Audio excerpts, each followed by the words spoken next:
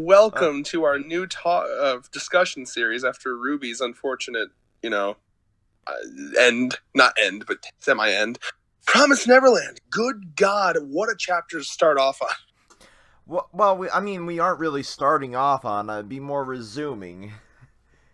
Well, we've been reading it. I took a break and came back. You've been reading it since like fucking 20. Point being, this is our first. Oh, you mean because in our podcast we talked about him? Yeah. Okay, so quick little history lesson for us. We have been. I personally got into this series around chapter 20-25-ish. And I think that was around where you got into. I know I got you into it, David. Yeah, and then I took a little bit of a break right about the same time you did. I came back about 2 or 3 weeks ago, binge read it. And, so yeah. So, there's a couple okay, so let's just talk about this. So, this chapter was fucking amazing. Like, this is probably, I actually... Oh my God, this gave me a feeling that I have, this is gonna sound stupid. I didn't cry, but, I got teary. And the reason I did is for, such a different reason than manga usually does. It was that feeling of... It was the original feeling of emptiness, like the elevator not working. And the idea that the escape is right fucking there, but it's not not working. Not only is it not just there, it's been there their entire fucking life. Yeah. Oh, you're talking about the one in the Gracefield. There's that one. I'm talking about the fact that the elevator wasn't working. Think about that. How fucked in the head does that make them feel? Knowing that their entire life they've had the option to escape. They didn't have to go through all this bullshit that they've went through. I assume it's hidden pretty fucking well. Otherwise, I can't even imagine where it could possibly be. Because I'm going out on a limb here and saying it's probably in the library, since all the William Minerva shit was in the library. Wait, no, I have a better... I just realized something. It's actually, I don't think it's in, when you look at the map of the field house and there's all the different sections and then there's that middle chunk. Shit. Maybe it's in the middle chunk. It could be there. But just on symbolism purpose alone, since it was in Minerva's den there, and I figured it'd be kind of like in Minerva's den there. I have a hard time believing it would be in an area that children could easily access. But a big thing I want to say is that it's just the entire conversation with him is just so somber and sad. I can't I got so into this. I'm someone, I've told you this before. I get distracted easily. I think about a million things at once. This was one of those rare chapters where I was just you went into Adderall mode.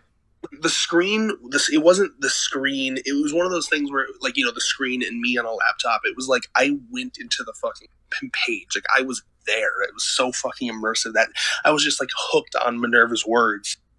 So number one, he was betrayed by one of his allies.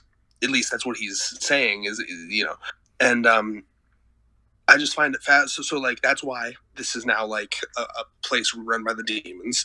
That's why this village or whatever looks like such a human village, because Minerva created it. We also have him saying, so his real name is James Rattari, and he is a descendant of the clan that made the original promise. Mm-hmm. He's the 35th, so it looks like the descendant of that original clan. Probably there's one on the side of the demons and one on the side of the humans. They are the ones that keep, make sure that the promise continues to be kept, I suppose. Yep. That's what I'm getting from this. And since obviously that probably means that the reason he's able to get these books in the plantations is that he probably is in charge of sending them the fake human shit for their plantations. That must be part of the treaty. Hey, we got to have our fucking our plantations so we can still get that human meat. So he probably is the one that all right, I'll send you toys and books and shit from the human world. Um, let's see here. Um, now, what I like, I just love the somberness of like, because the vibe I get, he's, you see him actually recording this message, and he talks about how I'm recording this on 20th of March 2031, and I believe aren't they in 2046 right now? I do believe so. So it's been for fucking like that's another thing that made my heart just drop like immediately. Like that's so far away. Anything could have happened to him by now. Well, You know, judging by his tone, he's being he thinks hunted he's dead. himself. Exactly. Which and the vibe I got too was like oh, it's just so intense. Like the vibe I get is that like this is like a recording. Like I could see this like people like literally like knocking on his door like open up as you know what I mean. Like the vibe I got was that he was like about to fucking killed. Or I mean, he said he wasn't going to give up. He was going to try to escape, but like this was probably like he probably just knew that like shit was coming for him. You know. This was like there's a parallel that I see between this William Minerva character persona that he's made and like almost like I know it's we don't like to talk about politics, but like an Edward Snowden or a fucking Julian Assange vibe here. Dude, I don't care about talking about politics. Politics. It's fighting for us while also being fucked over by everybody else. Yeah, it's like a whistleblower. Yeah. That's literally the vibe I get from him here. Yeah. Like he's just so interesting, and like I don't know why. It's something I can't even put into words, but like his character feels so believable to me, and I'm already like this one fucking chapter. I'm like, oh, God bless this man. He's so fucking like because I even love like as because he must be like fucking really stressed while recording this. He's people are betraying him.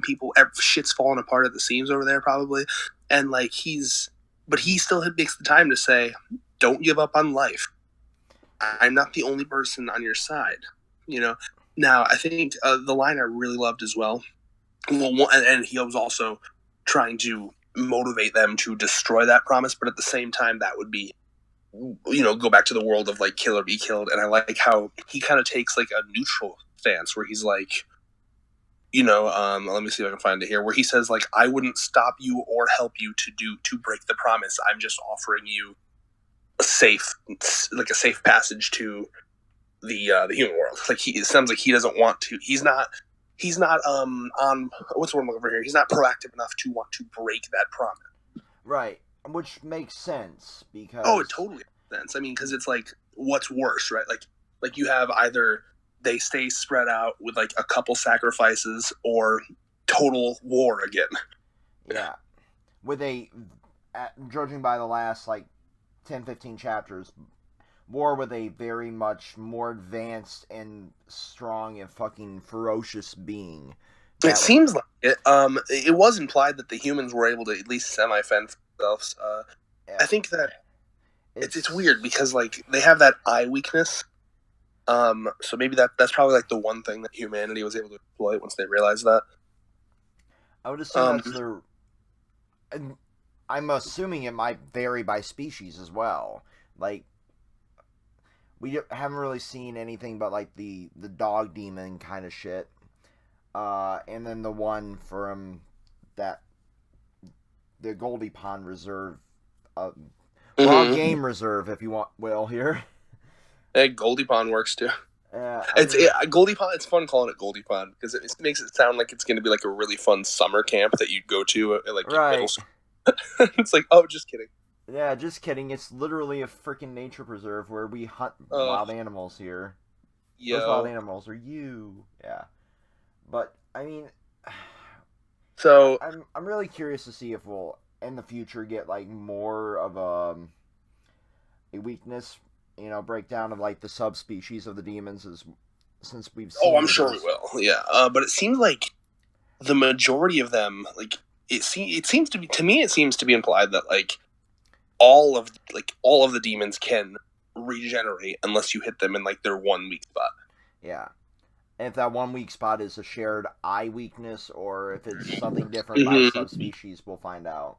because there was that I think it was the 2 chapters ago where one of the kids said like they don't care that we have all these weapons because they never get hurt anyway. But I guess they just didn't figure out the eye weakness.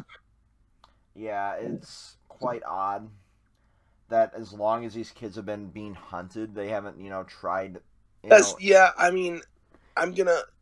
I thought that same thing. I can only assume that maybe. I mean, that's why they have the mask. So I suppose like those masks are probably made out of some hard shit. I'm gonna assume that's the point of why they. Yeah. So my only assumption would be most of like the hits that they would do would like dink off that mask unless they were specifically going for the eye. That's all my only guess. Yeah, that's my one major nitpick here. Now finishing off Minerva's like talk, and then I have a couple more points I want to go into, like the seven walls thing. But before we get to the seven walls thing, the end of Minerva's talk again, like this just fucking got me really feely. Like him saying, "I really wanted to hear your voice, and your friends are with you too, right? I really wanted to see your faces. There is a light. Seize it with your hands and live." I was like, "Oh my gosh!" Like this guy, like the writer has done a fantastic job at making this guy like really seem. Well, he just seems so genuine in his care for these children. You know, I know it's very rare to see a character written this well in this day and age. Mm-hmm. Normally, we get the formulaic bullshit that we get from like Black Clover, Boruto, stuff like that. Yeah, because I mean, you've seen like I've seen characters attempted to be written in like a oh I'm so good way, but like this guy just seems real, and probably because there's like weakness to him, like there's weakness, like hey I fucked up, the elevator's fucked up, someone betrayed me, I also have to apologize because of this, that, and the other thing, and this and that, and like the fact that he actually legitimately isn't like immediately like yes come with me and we'll have a revolution. Like he is like almost kind of neutral in this, like hey I just kind of wanted to help people to ease my own guilty conscience. Yeah, right. I mean, which is that's fair, literally what it is at this point, because he knows he's caused this fuck up by letting somebody in that would betray him, but at the same time to have this little resistance force of trying to help them, you had to let people in. So he was fucked from the start, kind of. Ugh, I'm just like fucking Minerva, man. Like, I guess, do we think he's actually dead? Is the question. I really don't know, because I mean, you talk for a second. Go ahead. It's really like, unless I see something on panel or on screen anymore, I'm kind of like, is it? Yeah. Is this character really dead? Like that was my vibe with Cinder and the Ruby finale arc. Like, is she really dead? Well, see, so I'm looking at this. What he says here again. He's looking at his watch, and he's saying, March 2031, which so it's 2031 and then 46. So that's 15 years. 15 years since he recorded this. Yeah. And he says, when you listen to this, I'll probably already be gone. But then he says, still, we're not defeated yet, and I don't have any intentions of letting them kill me. So the vibe I'm getting is he thinks it's very possible that he could be killed, but he's reassuring them that he's not going to go down without a fight. Yeah. Which is also something that kind of made me love his character even more, because like I love that he's like, oh, don't you worry, like I'll fucking go down kicking and screaming. Yeah, boy. Yeah, it's to give them the hope to keep on pushing forward here, which is really good for somebody that's in his position. Like, I've been assisting you this entire way. Oh, yeah. And even though I'm potentially going to die, I'm not going to go down without a fight. I don't expect you to either, which is really the only role he can take at this point. Judging by his character here, he's middle-aged, so he'd be in about his, like, 30s, 40s by the time that they're at now. I'm assuming he's late 20s, early 30s here. Yeah, so he'd probably be, I could see him being, what are you thinking, like 40s, 50s? Anywhere from the early 40s to the Anywhere in that 40-50 range, yeah. See, what I don't understand those. I guess I still, unless they just faked the year on it, I don't understand the whole like they still haven't explained the whole 2015 thing. Like, remember 2015 was the year on the books and shit, I'm not. That's not a plot hole because the authors actually brought it up like, after they got shit explained to them from like Musica and shit.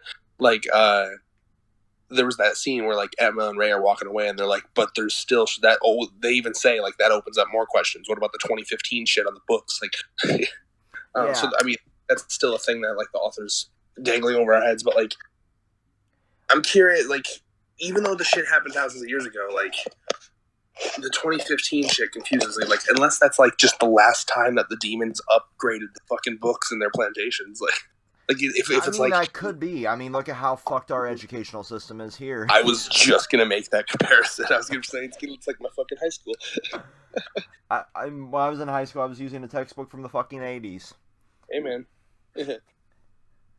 So yeah, it's not uncommon in the educational.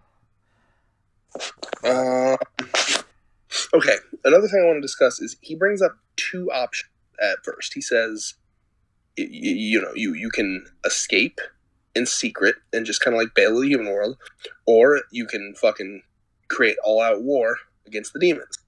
But then he says, and this is the part that I think we need to really focus on here, he says, if you don't like either of those options, look for the seven walls. And immediately before Emma even remembered it, I was like, oh, that's what Musica said. Mm-hmm. And remember when Musica said that to Emma, Sung Ju seemed kind of like annoyed that like she was like giving them hints or some shit. I don't remember. Like if I remember correctly, he was like, "What do you tell? What are you saying to them?" You know? So like, what do we think these seven walls are? Like we know next to nothing about them, and obviously that we're probably going to get more information about whatever the fuck they are in the next chapter. I don't know. On the seven walls, I really don't. Like, it's a really vague description of whatever this is. I'm gonna try to. While you're saying your thoughts, I'm gonna try to go back to that chapter where Musica tells her about it and see like the context around her. I'm assuming maybe they're transportations to different continents on the Earth. Maybe I really because you got to remember the context is that he's saying. If you don't want to just escape to the human world, but you also don't want to create a war, do this. So, like, it's some other option that's neither of those two things. Which, yeah. It's very, very odd and very vague. Well, I mean, welcome to this series. Everything's a fucking mystery, but I love that. I love it, and No, don't hate it. That's the fun of the series is like, not knowing what's coming. The only thing I hate is that there's so many dangling plot threads I got to remember at every given moment here. Please, it's not that hard. No, it's not, and I'm not saying it really is. It's just like that's the one major complaint going from like because I went from reading Hunter x Hunter to this. Like, have you read Hunter x Hunter today? Yeah. I have, okay. And I'm like, okay, so now I gotta dangle two very, very, very deep, thought-provoking series again. Yeah, both with really, really deep plot threads. When it comes to like answered questions, I think we got a lot of answers in this one about Minerva, like a lot of shit about it. This was some of like the most like answered questions in the chapter out of all of them. Oh yeah, so here, okay, I'm going back. It's chapter 51 where Musica says that to them. I just found it. Well, I found the chapter. I just kind of got to get to that page.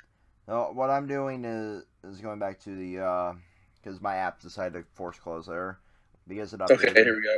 Okay. So Emma. Okay, she pulls Emma in. She gives her like a hush thing and says, "This will serve as a good luck charm. I'm confident that it'll keep you all safe." Then she leans in and says, "Look for the seven walls. The future you are all heading toward lies beyond this point."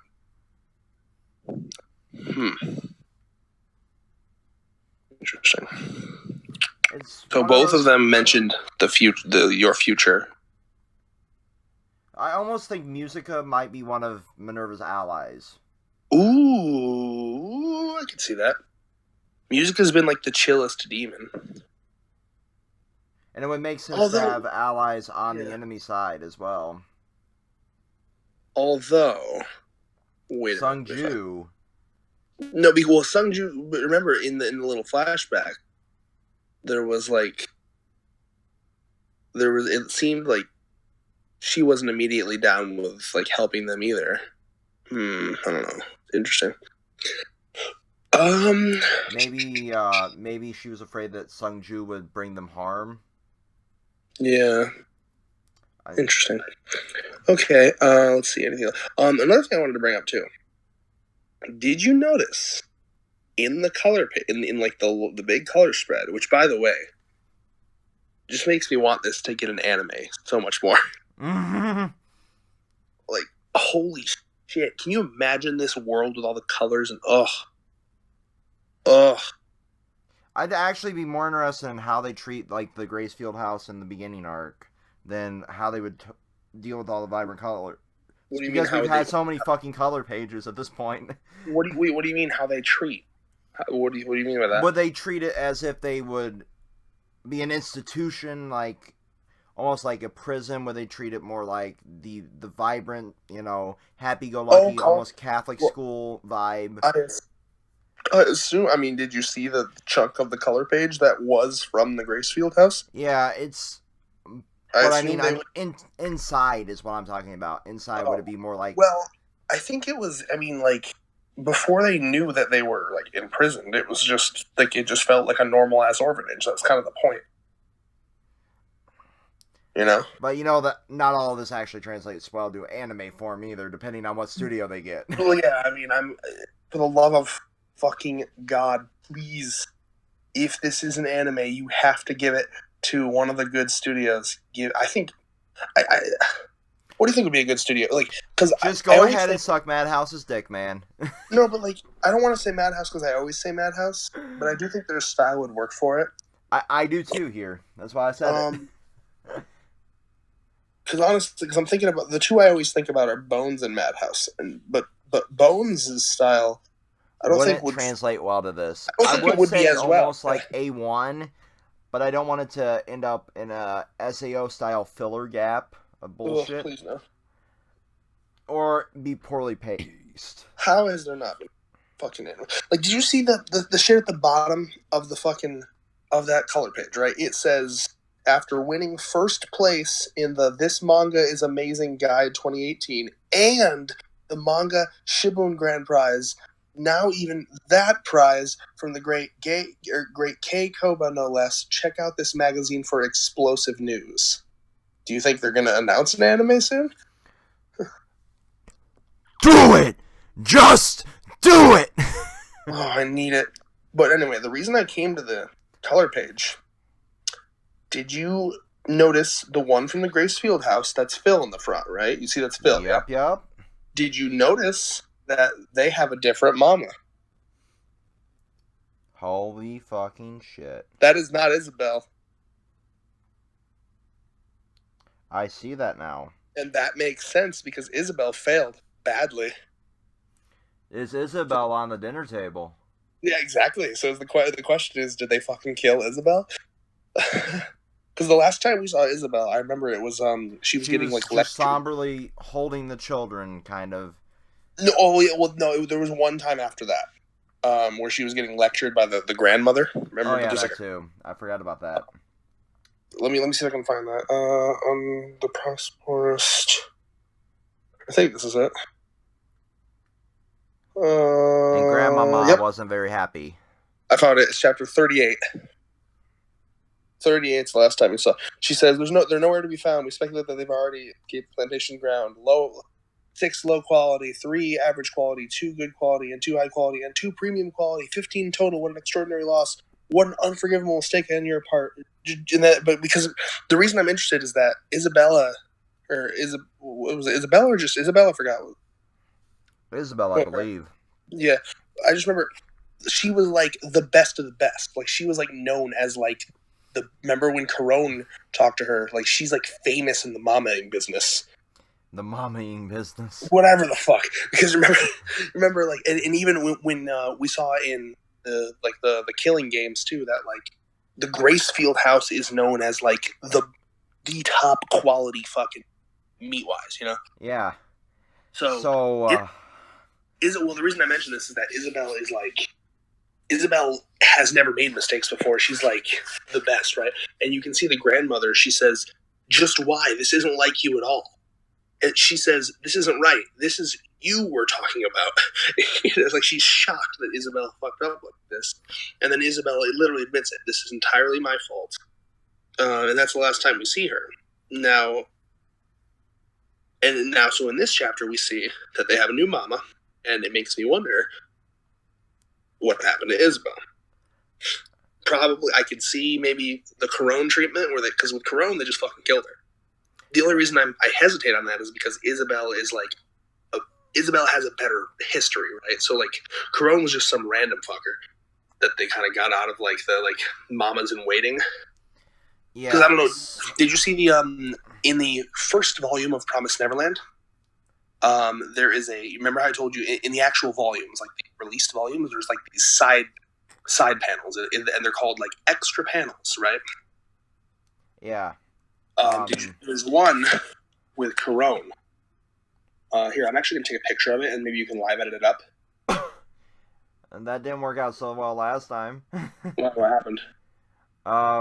With panels edited in. Well, it's a fucking small little tiny chunk in the corner, you think? Okay. We'll try it. Alright. So, okay, hold on, let me see a picture of this. I'll put it in Cringe Escape. So, this is side scene. Remember, so there's there was the one with Connie, obviously. Remember I showed you that one where she was like, fuck. And then I almost cried. Side scene for the chapter right before Corone shows up. And look, it shows her being released from like a jail cell. Holy fuck. So go ahead and live edit that in if you can. 1 second. Image. So you see her in this picture. You see her like jail cell bars kind of like swinging open, like there's like a clang, and then she walks out in like full mama gear, right? Like, there's obviously like a bunch of like, because I remember the whole thing with like all the girls that were like in line to be mamas, like the whole thing that they mentioned was like, it was like the smartest, the best of the best, and that was like the one chance you had to like live into adulthood, right? So it was like a competition. Like it was like kill or be killed. But so like if you're the best, you can live longer. So like that was kind of like Corone's big break when she got to become a mama, or when Isabel asked for help. Corone, that's why Corone tried to go up there and then try to fucking, what's the wrong, sabotage Isabel to kind of get her job. Which didn't pay out in the end for her. Oh, yeah. I love the way the author turned around Corone's character so perfectly. Because at first you hate her, and then you kind of feel horrible for her. That does not happen often either. Oh, okay. This series breaks the mold for a lot of shit. Mm-hmm. And that's why I absolutely love being able to do these discussions again. I'm glad that, yeah, me too. This fucking chapter, dude, like, I got so fucking emotional in, like, so many different ways in this chapter. But, yeah, so Isabel, I'm very curious about her character. The color page with the golden pond was great, too. So, there's one bit we haven't really touched on. Marvin's nest. Yep, well, that's the drawers. Yeah. Now, and this story was actually referenced to. It's the same story that they knew about the fucking tree. Exactly. Remember that? Mm-hmm. So, I love how they've adapted this lore into real life for them. Mm-hmm. Yeah, dude, I love it. I mean, it's basically Minerva's like really, really Death Note style way of like Death Note style overcomplicated way of fucking sure that the kids find his shit. Yeah, and he even admitted to that, like in this chapter, like. It's not the greatest system, but even if it takes a few, it's worth it. Dude, yeah, I fucking love Minerva. Yeah, because that makes sense, dude. Like, if I was Minerva, I'd think the same thing. Like, with how overly fucking complicated this is, it would take like a fucking string of miracles for even one kid to make it. So, but hey, if even one, I honestly think that he literally just did it to ease his conscience, to help him sleep at night. Right. Like, I think that's what it is. Like, it'll helps you sleep at night, man. Like you know at that point you've done a good thing. You've at least attempted to. And that's why I immediately fell in love with Minerva's character, because there's like a weakness, there's a vulnerability there. There's like I want to do good, but I'm stuck in this position where I can't hardly do anything. Exactly, and through that guilt that he has, he did all this work building shelters, villages, fucking entire fucking routes to different worlds. He did all this through his own guilt. Like, that's really heavy. Guilt can make people do a lot of fucked up things and a lot of good things. So, I mean, the fact that Minerva's on the human side of this, do you think there might be a parallel to the fucking demon side? Because we've seen that there are, at least demons that don't partake in the hunt, so to speak. I think, honestly, the nicest demon we've seen to this point is Musica. Because Sung Ju came off as nice, and then it was revealed that the only reason he didn't want to eat them is because they weren't, like, natural. They weren't organic. Yeah, that's fucking hilarious. That was the best. Dude, too, I'm also We got vegan demons now. Absolutely. Oh my gosh. But, like... Cue trigger comments in 3, 2, 1. Like, what happened? I said Q triggered vegan comments in 3, 2, 1. I haven't been this fucking... Like, you know how I normally talk about how, like, singers don't affect me this much? This series, they fucking do. Like, that's how good it is. Right? Like, normally I'm like, oh, whatever. A week will go by real quick. This series, I'm like, I need to know! This was why I read the shitty translations. Mm-hmm. And then I'm like, even I can see how shitty this is. I actually was taking screenshots between the two translations. Like, yeah, how was it? Was it wasn't horrible. It really wasn't horrible. It was just more along the lines of how the way they edited it to to fit in. It took away from the art and the immersion. Yeah, I was gonna say, I'm glad I waited. Like, this chapter actually got me emotional. And I didn't have as much of an emotional. It didn't have as much of an emotional impact without, like, the backdrop, because part of it was, like, over, part of the edit was over Lucas's face, part of it was over, like, Minerva. It was just really, really fucking... I always say support the initial, the fucking official release. I really absolutely do. That's why But the series, I've actually, I don't know if a lot of viewers know how scanning works, and I actually respect a lot of the effort they put into it, especially sites like MangaStream, where they actually redo the artwork, where they redo the text, redo all of that, because it's really done from a fan's perspective, because they love the series that they're working on, even as illegal as it is. Yeah, the only reason I like websites like MangaStream, I treat websites like MangaStream as a try it before you buy it website. You know what I mean? Exactly. So, like, what I do is, if I like this, that's why I like it, right? So, like, other than MangaStream, there's really no way to read a series and then be like, no, I don't want to buy it. If you go out and buy a book, just like, oh, this looks interesting, I'll buy it, and you hate it, now you just have that fucking volume lying around of a series you hate. You know what I mean? Exactly. So that's why... Or you get it in your loot crate. Yeah. But you better be holding up that Black Clover right now. But I don't have cam on. Oh, okay. What was it? No, so... I will say one thing about Black Clover, because a lot of the people in, like, AVGK and a lot of other Facebookers have been sharing some of the later arcs, and there has been at least some character development for Asta and the other Black Bulls, as Thurman calls them. I'm not far enough. That's what their actual group is called. Yeah. So I'm actually respect that they've actually went along and developed the characters. So I will eventually, dive into it. Yeah, that's fair, man. But sitting there reading the first volume, I'm like, okay, I feel nothing. But then again, I went back, I'm like, But really, it was no slower pace than Naruto or Bleach or anything I mean, like I'm that. sure the manga, pacing wise, is fine. It's just the Yeah. anime. It was the anime mixed with an already meh story. But Yeah. back to what I was gonna say about manga stream though. What I do is that like I read a couple chapters on like the scan websites, and if I like it, then Go to I go out Viz and buy it. I buy the volume, Yeah. and I like buying the volumes because it's actually been confirmed by the Gintama author. The Gintama author had that interview where he straight up came out and said the thing that makes the authors the most money is the volume sales. He has straight up said that. Yeah, it's not the anime, it's not the merch, it's not the because the merch goes to the fucking toy companies, and the anime goes to the production company and the Yeah, studio yeah, you know, and the voice actors. Even the voice actors get fucked. ugh. You So know? that's why I just love buying the volumes, and they look fucking fantastic on the shelf. Or Promised on your digital market. Yeah, Promised Neverland has fucking fantastic art as well. So like the cover of the volume, so beautiful. And I mean, you can take it from David. David's already pre-ordered the second volume. I will be pretty soon. Yep, it's prepping for shipment, so they've at least got the volumes in. Yeah, dude, fucking always support. When you love a manga, support that shit, man, for real. But let's see. Any final comments on this chapter, David?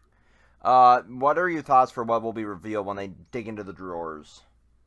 Well, let me go to that final page again. Okay, so they're saying that going to be the details on the pathway through the worlds, our allies, and the seven walls. So it's going to be details on. Okay, so here's what they're going to get. They're going to get details on how the exits to the human worlds that are underneath the plantations work, because that's something I need to know. Because like, they lived there their whole fucking lives. I have a hard time believing it's in an area that's like easy for the kids to navigate. That seems weird. So I think it's probably like in one of those middle areas, or like something that's only accessible to the. Because I think you and I got a different vibe from this. It sounds like you think that it's like a secret one created by Minerva.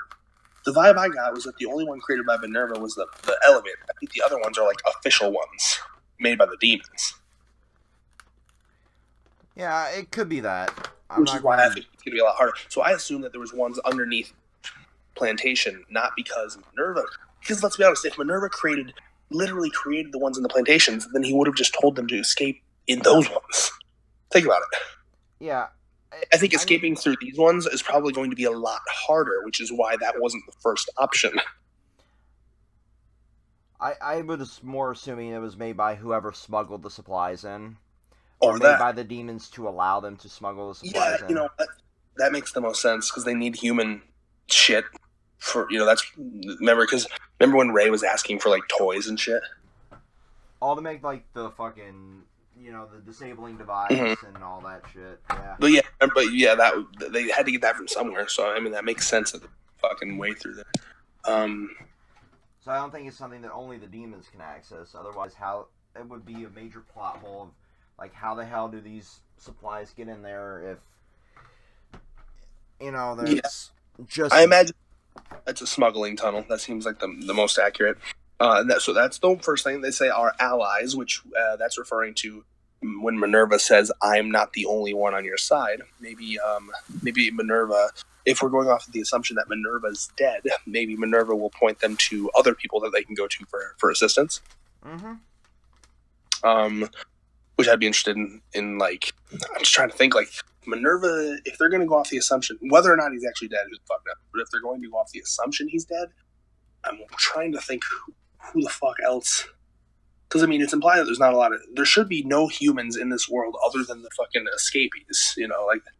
Exactly, so, that'll be interesting to see how that works. Are we going to see, like, a confirmation that Musica's a ally, or if there's...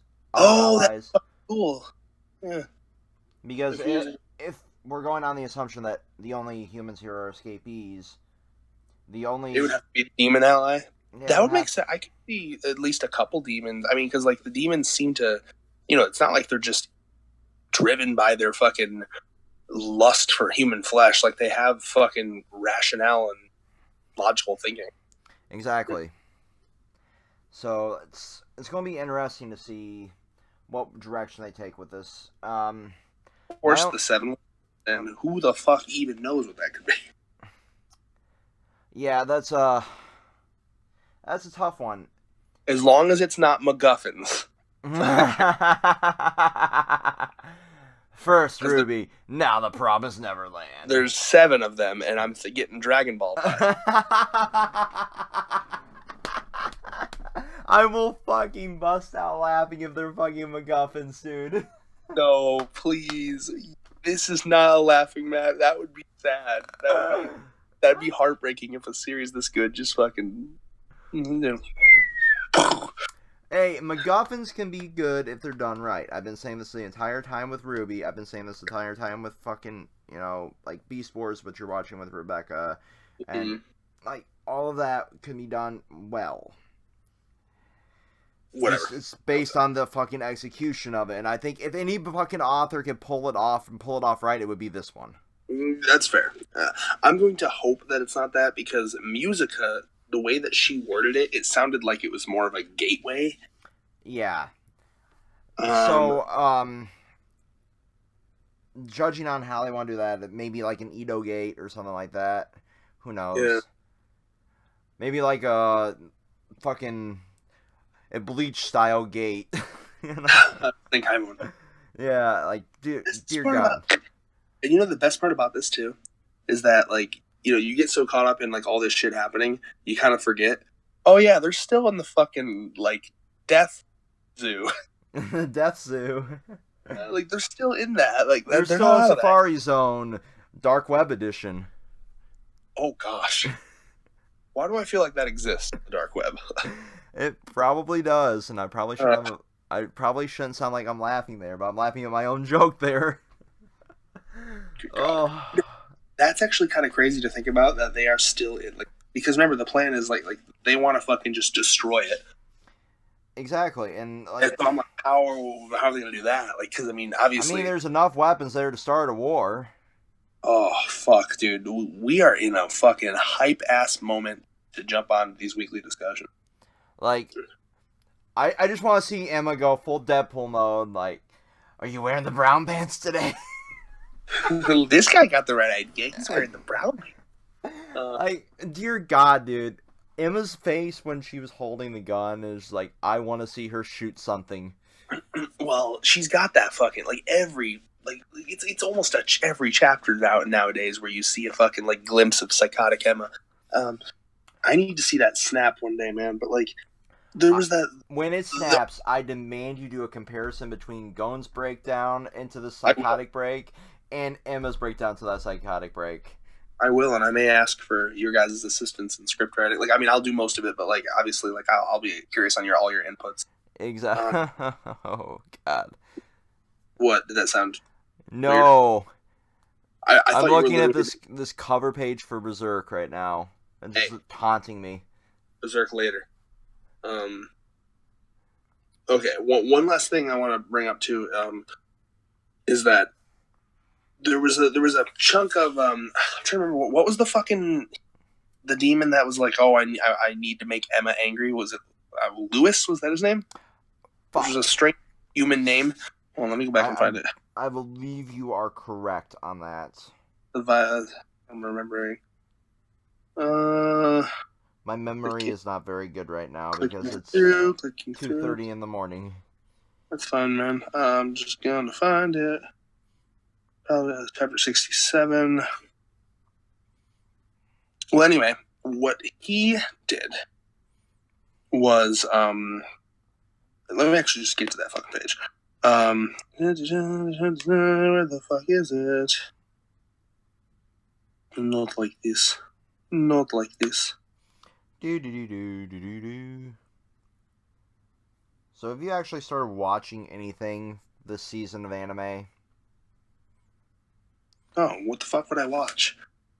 Darling in Franxx, Overlord Season 2, Citrus. You see, here's the difference. This is why when people call me a weeb, it's really not accurate. I don't watch anime just because it's anime. I look at series that interest me. you know. And the only reason that I gravitate more towards manga is because manga typically doesn't do the fucking reboot retcon shit. Fair enough. So when people talk about the anime season, I'm only going to watch a series if I hear something about. Because here's the thing, right? Most of the time I get into a series, it's going to be someone. It's going to be like someone that I watch or someone that I know recommending me a series, and then I'll look into it and I'll say, "Oh, this concept interests me." Boom, that's how I'll get into a series. You know. So My Hero Academia, I had heard a lot about. I had heard that it like melded like the American style of comics with like the Western stuff very well. So I got into it. Promised Neverland, it was a friend of mine telling me that it just had a really good premise and me hearing a lot of hype about it. Luckily, no spoilers, just people saying it's amazing. So I got into that.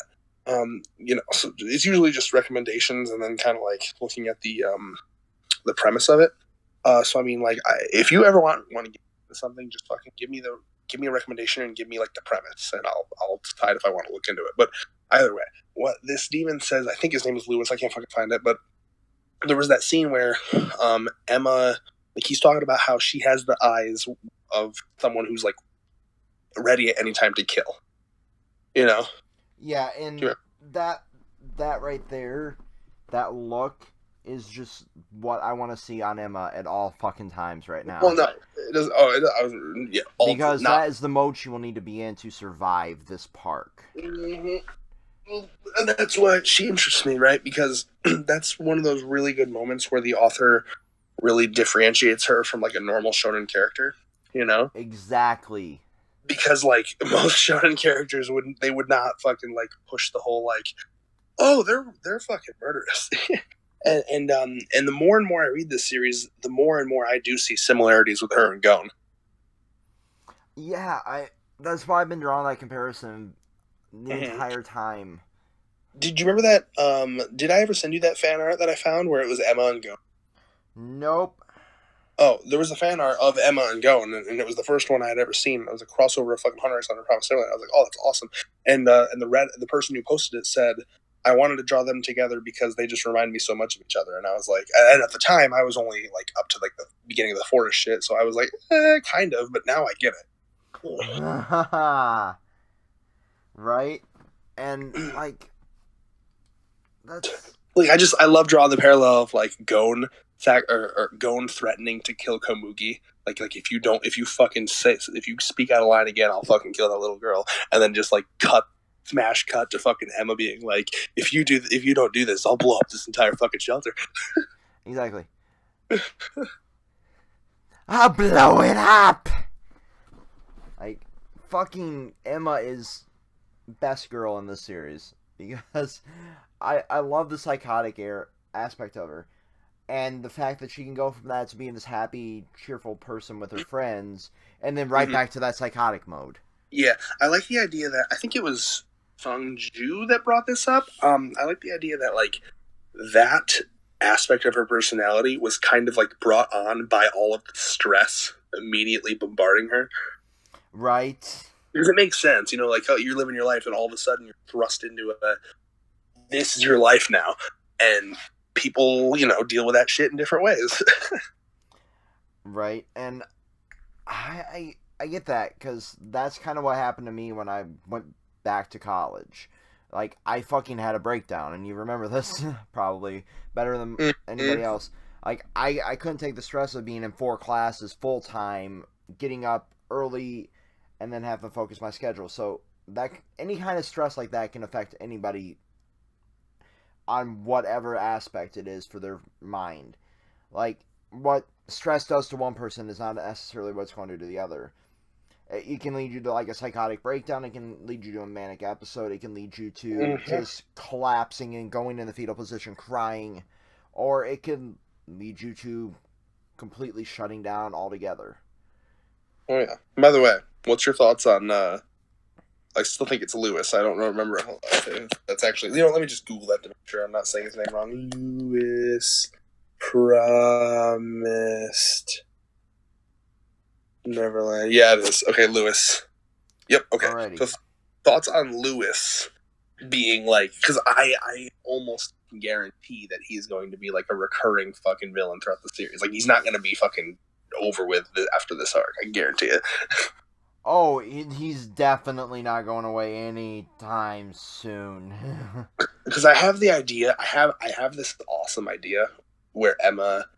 I could totally see Emma fucking being like going up to Lewis in these next couple chapters and being like, hey, like maybe like realizing that he's like a Hisoka type, right? So like he wants her to like be stronger, angrier, right? So I could totally see Emma going up like, hey, you want me to be stronger? Fucking let me leave now, and guess what we're gonna do? We're gonna go to the human world and come back with more people, more and more people, and then the hunt can really be on. You know, Right? Like, I love that you drew the comparison to Hisoka so quickly. That's the exact same vibe I got from him. mm-hmm. Like, I need crossover art. Oh my gosh, I know what my next fucking commission's gonna be. Him and Hisoka. Like, I don't know. and just like that, my prediction is fucking there. Oh my god. That needs to be a Hashtag fucking confirmed.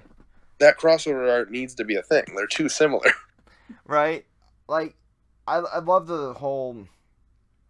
I almost feel like the author. Wait a minute. Yeah, no, hold on, I just got that. Fucking Emma and Goan and then fucking Hisoka. This guy, good God. This author took two major fucking inspirations for the series. Death No Note, wonder. Yeah. Oh, fuck it. It's Death like Note, Death Note and Hunter x it's not Hunter. a baby, and no wonder I fucking love it so much. Think about it. The Totally. psychological aspects and the overall in-depth everything that we get from the series. Good shit, dude. Good shit. Now, I want someone to cosplay Lewis, but it'd be difficult with the fucking uppy downy eyes. I'm sure you can find some contacts like that. Also, how are you liking his little demon monkey with a hat? I kind of want to cosplay him, but I hate contacts. How would you even? Okay, so first of all, that mask, you'd have to get that fucking. It looks like it's like a bunch of metal paneling, right? It's like metal panel screw. Exactly. So I'd have to go back to like a welding shop to do it. Yeah, yeah. I mean, it'd be a fucking badass cosplay, but it'd be hard to see through the mask because, like. Exactly. That's why I'm concerned to wear that. Yeah. So if we get like his mask removed, it'd be a fucking hell of a lot easier. Hopefully. Well, Just no, because their eyes are. Prosthetics and some contacts, maybe. I was gonna say, you realize their eyes are up and down on their face, not left and right. Right. So, I mean, there's like demon contacts already, so maybe. You're missing the point. It's not the contacts. It's the actual positioning of the eye. But dude, I make up and but shit. Dude, hey, yeah, all right, cool. But I mean, being badass fucking cosplay, and then but someone if I do that, I'm going like have like a little. I think it's Abu from fucking Aladdin. And fucking then rip off all the eyes. Demonize the fuck out of a fucking Abu plush. Yeah, shoulder, absolutely. Give it a little hat. Oh my gosh, fucking amazing. Dude, like something like that would be awesome. I don't have the talent to actually do this, though. Well, we need to wait until. See, this is another reason why this fucking shit needs an anime. Once it's got an anime, fucking characters from this series will start appearing on Easy Cosplay. Exactly. To all those that custom build your cosplay supplies, I respect the ever-loving fuck out of you. Fucking for real. Also, just because this is our first discussion. Just any blanket shit that you want to discuss just from the previous chapters. Fucking Emma just grabbing and tossing that axe. Just literally, I don't think she's ever held an axe before in her life. That was a kill moment, dude. No, that was like a fucking like adrenaline Lord of the Flies style fucking murder kill moment. And chucks it like a fucking professional. I loved it. Just like that's some Hitman level bullshit right there. Oh. Dude, the Hitman double-handed, overhanded throw of an axe, absolutely. Dude, I love the Hitman axe throw. There's so much fucking purpose behind it. Just like, oh, you remind me. I gotta watch the new fucking Achievement Hunter Hitman video. Those are the funniest. It's so perfect. When they play Hitman, it's the fucking funniest thing. That's probably what I'm gonna watch after I get out of this call with you. But fucking. Oh my gosh. just how quickly because that just felt quick too. Like she just ripped out of that dude's hand and then just chucked it. And I love how Lewis caught it with just like the tips of his little claw fingers or whatever the fuck. It was so cool. That's my favorite bit of action in the series so far, honestly. Like I love the fucking the Rambo style scene with the demons and like they're You talking about counting when their Ray and Emma bullets. were fighting the original one? Yeah, Yeah. yeah. It's like we went through X number of bullets. I can't remember the exact number.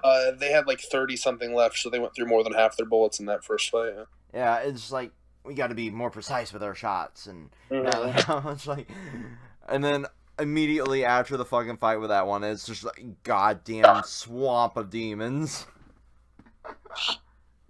Oh, so good. Series is great, man. Like, I need an anime from it now. I need it. If it's done by like a good studio, it would fucking it would so come to life. That series, the world, and oh my gosh, beautiful. Somebody do it.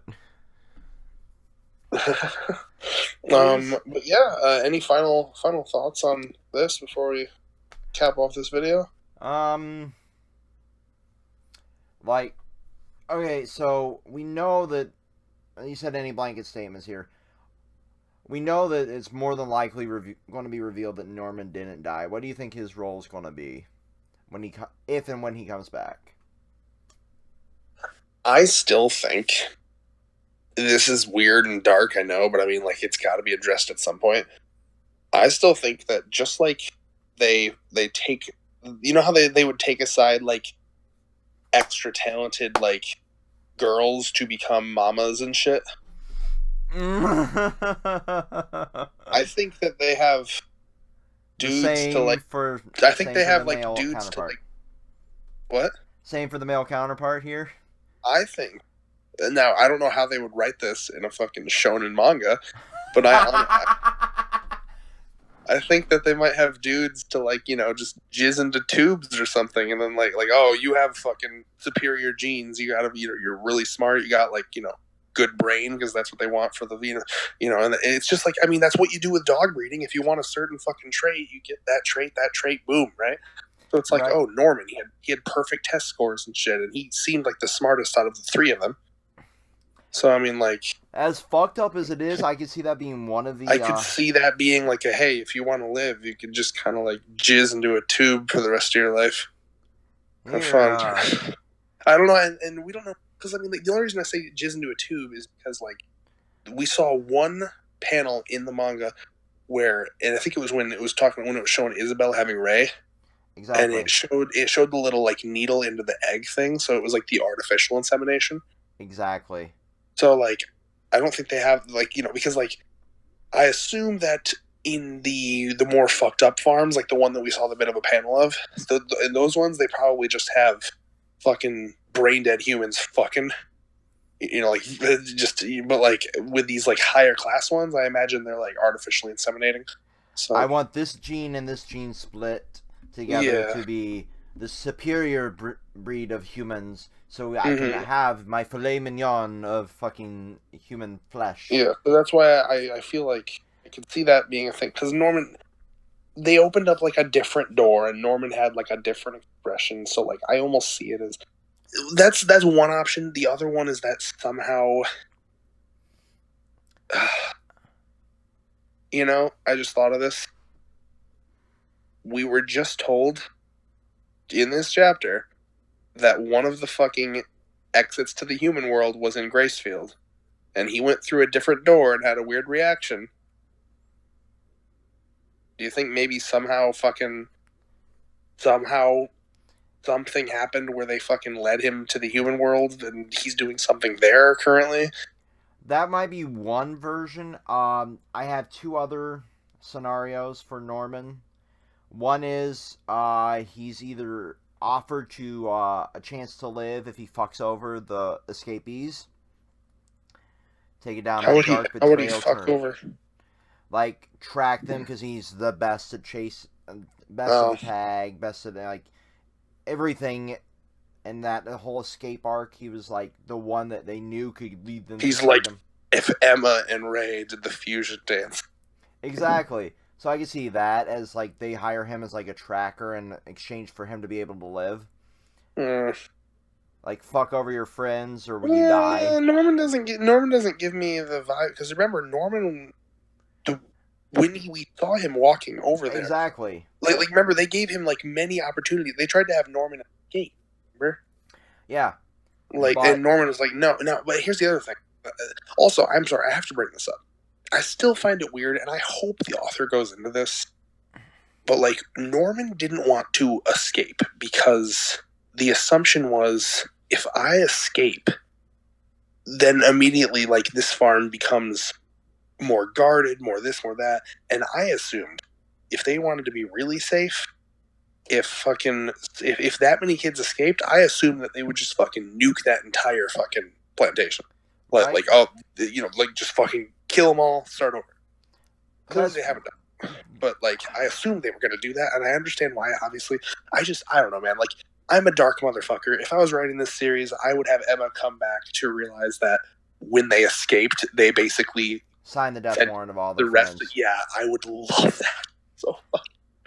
And then the other option I was thinking of is like maybe he's being utilized as some sort of like spy inside of the human world.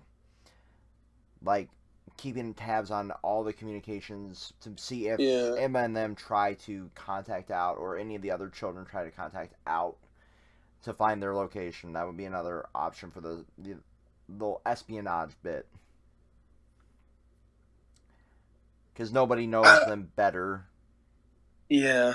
Honestly, I'm kind of, just because of how much it lines up, I'm kind of attached to this whole something about that human world thing. Because if there's a fucking way to the human world in Gracefield, and he went through like a weird different door and had like a weird reaction. Like, have you heard the theories that like somehow Isabel...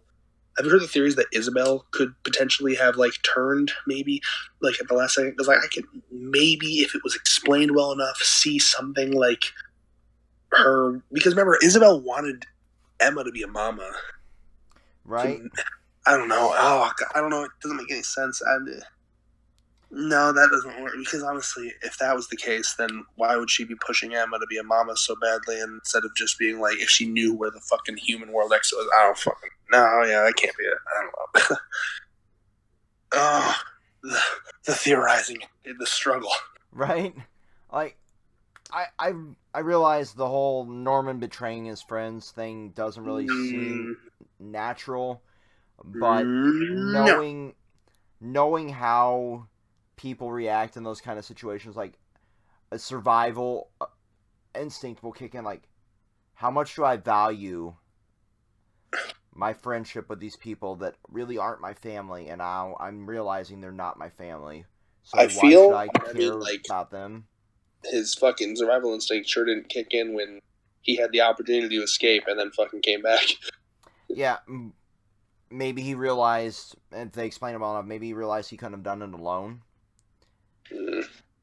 And without any of them, the other kids attempting to escape that night, he knew he was fucked. I don't know. I honestly, it's a fine theory, but I wouldn't like the whole, because that's a bit of a stereotypical thing as well. The fucking like, I'm evil now. I don't want it to do that. It's hard to say. I do not know. I don't want them to be evil. If they do that, it should be complex evil, right? So like, I think Sungju is a perfect example of complexity when it comes to that kind of character, because like, he helped them, but he still in the long run would want to hurt them, you know? Right. That was cool because it was complex and it wasn't just like, I'm evil because I'm evil. Like, at first it seemed like he was good, and then he was actually kind of still fucked up.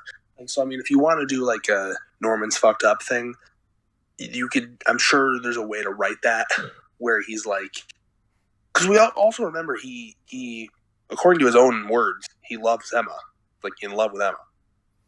Right. Remember, he said that in like the fucking third chapter. He's like, because I love her. So it'd be a little weird if, I don't know. I mean, unless he fucking pulled an Anakin and like went crazy because of his love. Yeah, I get that. I have the high ground, Anakin.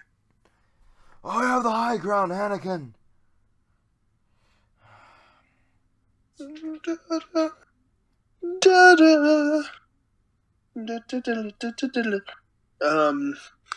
guess. I mean, it's pretty much we fucking talk. That was, dude. This is the best part about Promised Neverland.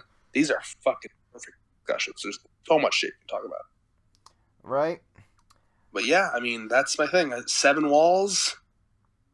I want to know about 7 walls. I want to know about how the fucking human exit or human world entrances work in the Gracefield house and the other plantations, and I'm looking forward to it. Yeah. So that was an hour and 5 minutes of Promised Neverland, chapter 72. Good shit. Discussion. Be back next week with 73. Yes. Peace. Alrighty. Peace.